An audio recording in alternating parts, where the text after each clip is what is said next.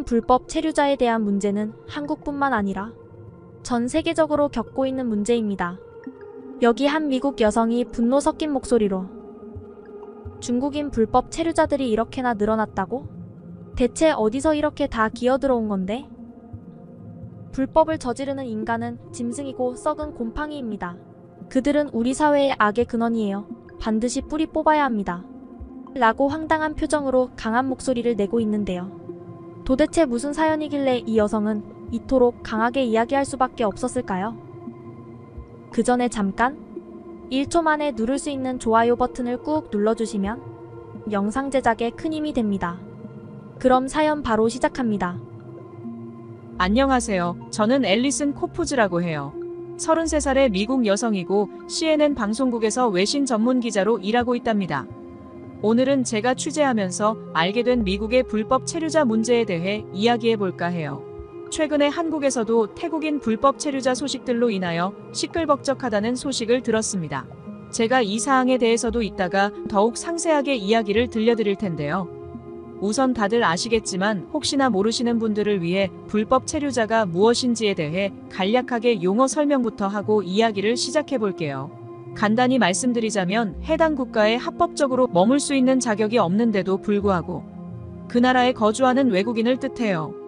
비자나 체류 허가를 받지 않고 입국했거나 비자가 만료됐는데도 계속 머무는 사람들을 말하는 거죠. 포괄적으로는 무비자 입국이나 취업이 불가능한 비자로 체류 허가를 받고 불법으로 취업하는 경우도 이에 해당된다고 보시면 됩니다. 사실 미국도 불법 체류자 문제로 정말 오랫동안 골치를 앓아왔어요. 어릴 때부터 뉴스에서 이 문제에 대한 이야기를 자주 들었던 기억이 나네요. 미국이 기회의 땅이라고 불리다 보니 전 세계에서 더 나은 삶을 찾아 너도 나도 많은 국적의 사람들이 모여들었거든요. 그런데 최근 들어 특히 눈에 띄는 변화가 있어요. 바로 중국인 불법 체류자가 급증하고 있다는 거예요. 제가 얼마 전에 취재를 나갔을 때 정말 놀랐답니다. 남부 국경에서만 지난해에 37,000명의 중국인 불법 입국자들이 체포됐다고 해요. 이게 얼마나 많이 증가한 숫자인지 아세요? 전년도에 비해 2배나 늘어난 거라고 하더라고요. 왜 이렇게 갑자기 중국인들이 미국으로 몰려오는 걸까요? 제가 취재하면서 알아본 바로는 중국의 경제 상황이 예전만 못해진 게 큰 이유인 것 같아요. 중국 청년들의 실업률이 무려 20%가 넘는다고 하더라고요. 일자리를 찾기 힘들어진 젊은이들이 아메리칸 드림을 꿈꾸며 위험을 무릅쓰고 미국행을 선택하는 거죠. 그들이 어떻게 미국에 들어오냐고요? 정말 다양한 방법을 쓴답니다. 멕시코를 통해 육로로 오기도 하고 관광 비자로 입국한 뒤 그대로 머물러 버리기도 해요. 심지어는 위험한 바다를 건너오는 경우도 있다고 합니다. 정말 황당한 일이죠. 이런 상황이 계속되다 보니 미국 사회 전반에 미치는 영향도 만만치 않아요. 불법 체류자들은 보통 저임금 일자리에 뛰어들게 되는데 이게 미국 노동시장을 혼란스럽게 만들고 있어요. 합법적으로 일할 자격이 있는 미국인들의 일자리를 빼앗는 셈이 되는 거죠. 자연스레 경기는 침체에도 영향을 주고 불법 체류자들은 세금도 제대로 내지 않으면서 각종 혜택은 받으려고 하니 이 또한 문제가 이야기되고 있어요. 심지어 일부 불법 체류자들은 범죄에 연루되기도 해서 사회 안전에도 위협이 되고 있어서 사회적으로 많은 문제를 불러일으키고 있습니다. 제가 이 문제를 취재하면서 느낀 건 정말 복잡하고 쉽게 해결하기 어려운 문제라는 거예요. 한편으로는 더 나은 삶을 찾아 타국으로 왔다고 하지만 또 다른 한편으로는 법과 질서를 지키는 게 중요하다는 생각도 들거든요. 앞으로 미국이 이 문제를 어떻게 해결해 나갈지 저도 계속해서 관심 있게 지켜볼 생각이에요. 앞서 말씀드린 것처럼 중국인 불법 체류자가 급증하고 있는 현상이 정말 눈에 띄더라고요. 이 문제를 더 깊이 파고들어보니 그 원인과 문제점이 생각보다 복잡하고 다양했습니다. 제가 취재한 내용을 좀 더 자세히 말씀드릴게요. 우선 중국의 경제 상황이 예전만 못하다는 게 가장 큰 원인인 것 같아요. 제가 중국 경제 전문가들과 인터뷰를 해보니 중국의 경제 성장률이 눈에 띄게 둔화되고 있다고 하더라고요.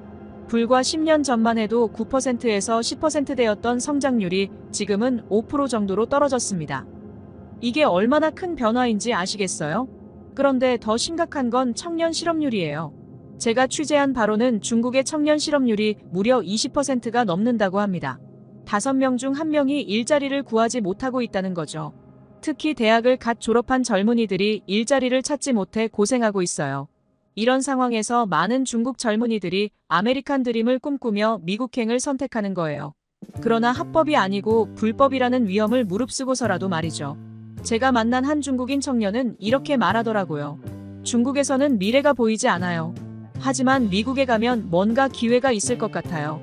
그런데 이렇게 들어온 불법 체류자들이 미국 사회에 미치는 영향도 만만치 않습니다. 가장 큰 문제는 노동시장의 혼란이에요. 제가 취재를 위해 식당, 건설 현장, 농장 등을 다녀봤는데요.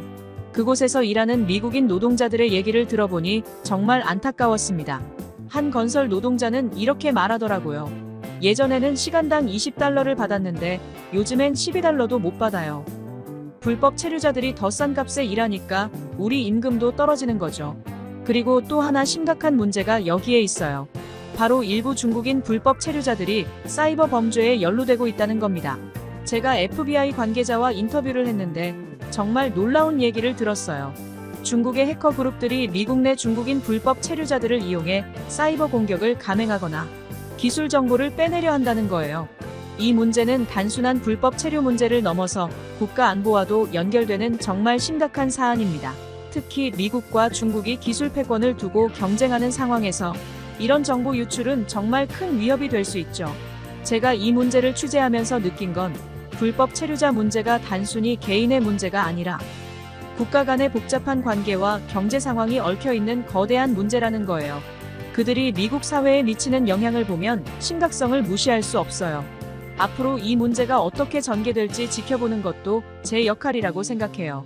정확한 정보를 전달하는 기자로서 여러분께 균형 잡힌 시각으로 이 문제를 전달하는데 사명감을 느끼고 있습니다. 이런 복잡한 문제에 대해 국가가 고민하고 해결책을 찾아가는 게 중요하지 않을까요? 그러던 어느 날 편집장님이 저를 갑자기 부르셨습니다. 방에 들어가자 편집장님 마이클의 갑작스러운 제안이 있다며 말씀하셨습니다. 앨리슨, 최근 한국의 불법 체류자 문제가 심각해지고 있다는 소식을 들었나요? 우리가 이 문제를 깊이 있게 다뤄봐야 할 것 같아요. 그러더니 마이클은 한국 정부 관계자로부터 받은 이메일을 제게 보여주었어요.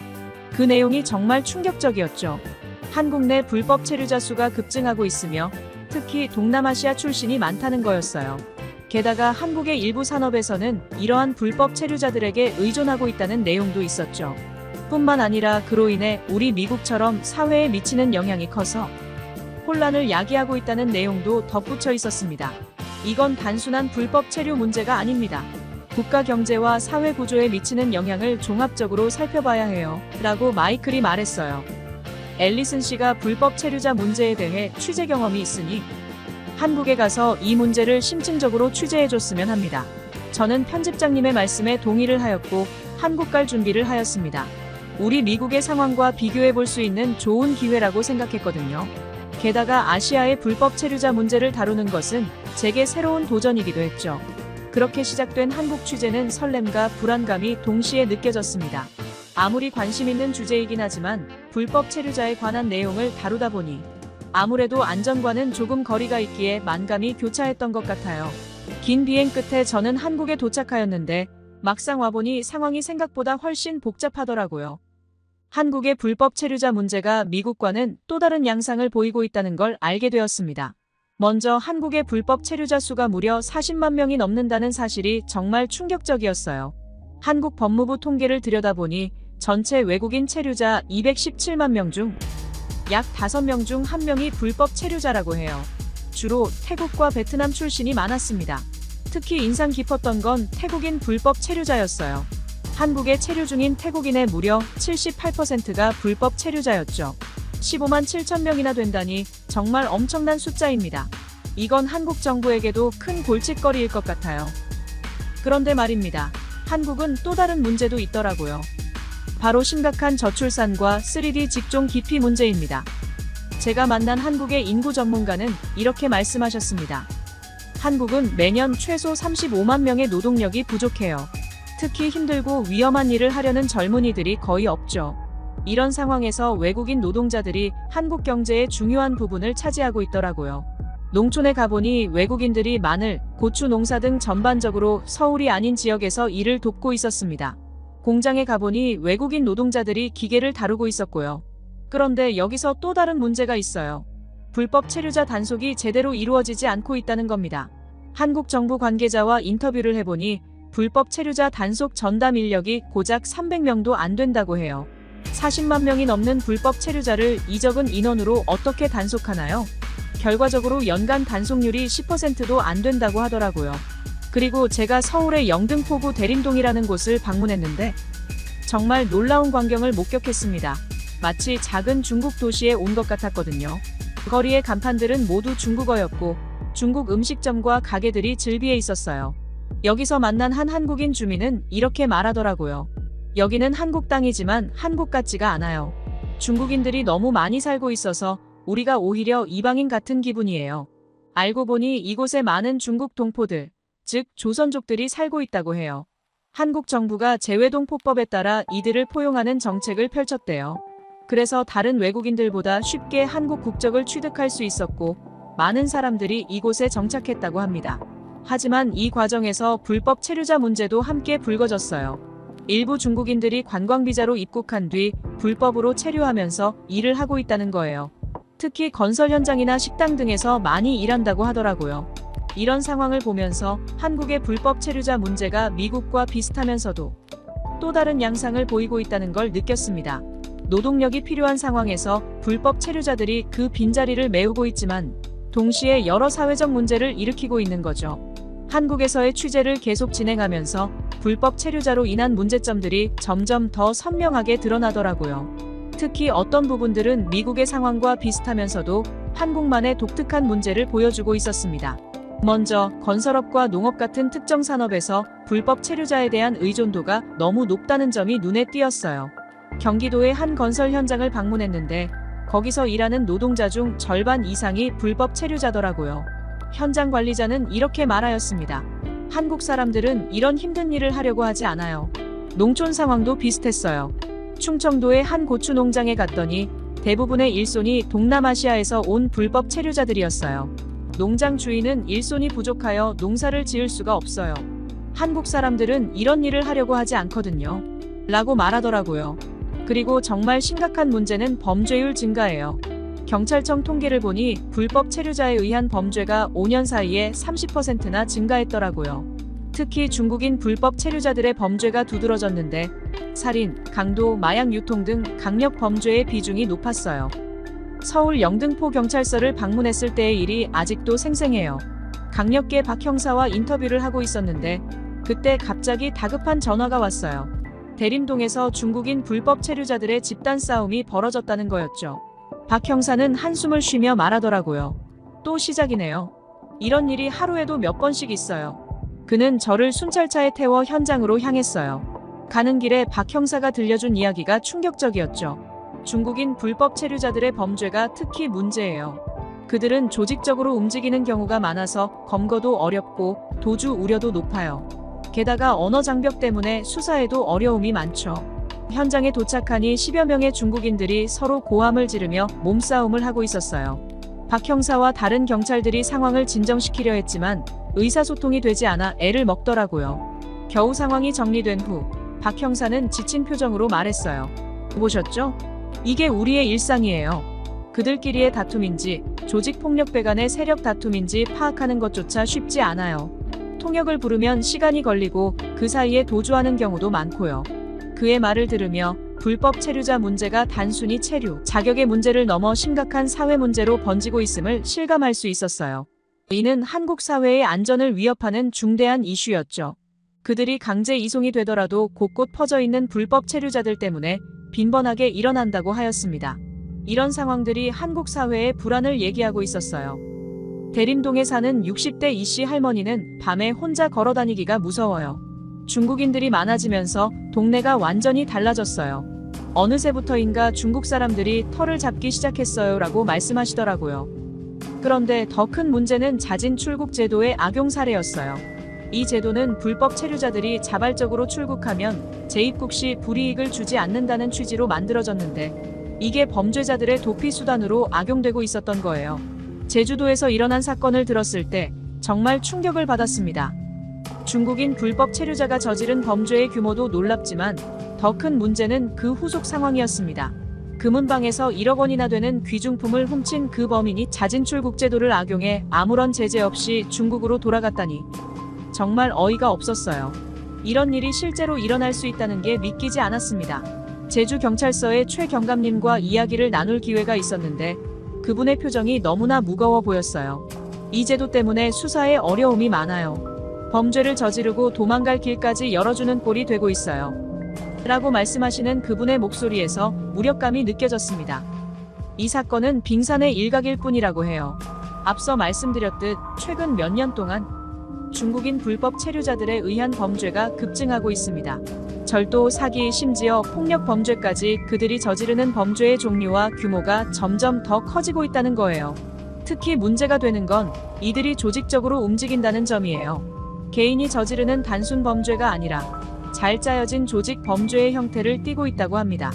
이런 조직적인 범죄는 수사하기도 어렵고 뿌리 뽑기도 쉽지 않다고 해요. 게다가 언어의 장벽도 큰 문제입니다. 중국어를 할 줄 아는 경찰관이 많지 않다 보니 수사 과정에서도 어려움을 겪고 있는 상황이죠. 통역을 거치다 보면 시간도 오래 걸리고 미묘한 뉘앙스가 달라질 수도 있다고 하더라고요. 이런 상황들을 보면서 한국의 불법 체류자 문제, 특히 중국인 불법 체류자 문제가 정말 심각하다는 걸 실감했어요. 미국에서도 불법 체류자 문제로 골치를 앓고 있지만 한국의 상황은 더 복잡하고 심각해 보였습니다. 이대로 가다간 한국 사회의 안전이 크게 위협받을 수 있겠다는 생각이 들었죠.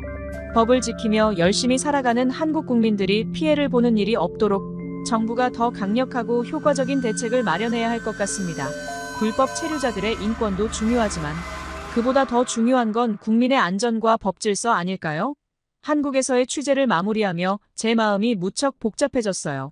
불법 체류자 문제는 미국이나 한국이나 정말 해결하기 어려운 난제였지만 이 문제를 그냥 방치할 순 없다는 생각이 들었습니다. 난제를 해결하려면 무엇보다 국민적 합의가 필요해 보였어요.